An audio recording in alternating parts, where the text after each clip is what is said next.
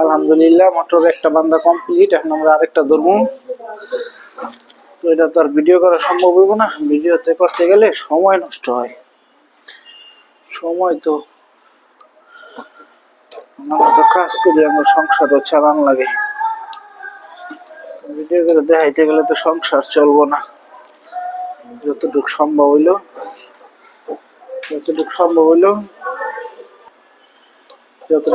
হইলো আপনাদের দেখাইলাম।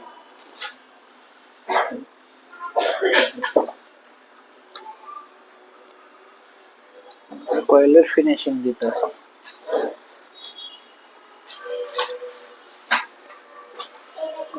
দেখতে অনেক সুন্দর, আলহামদুলিল্লাহ অনেক সুন্দর হয়েছে কয়েল।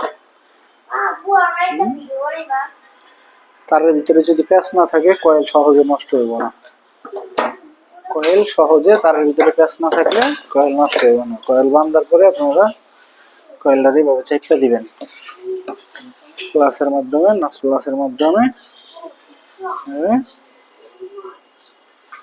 কয়েলটারে চেপে দিবেন।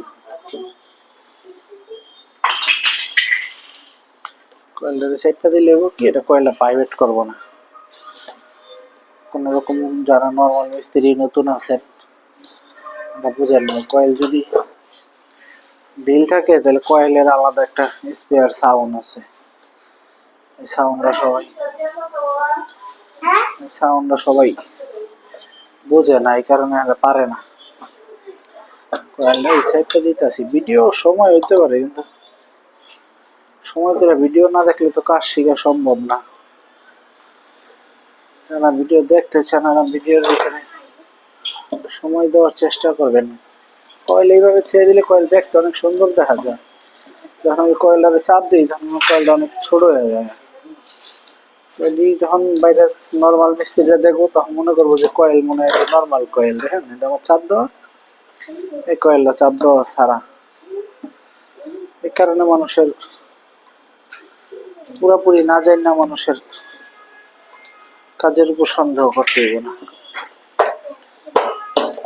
এক হাত দা ভিডিও বানাই, এক হাত দিয়া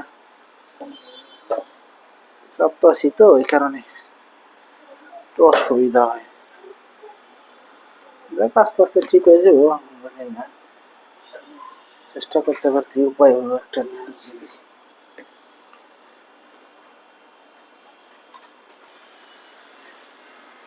আমরা ভিতর সাইডটাও ভালো করে চেপে দিতেছি।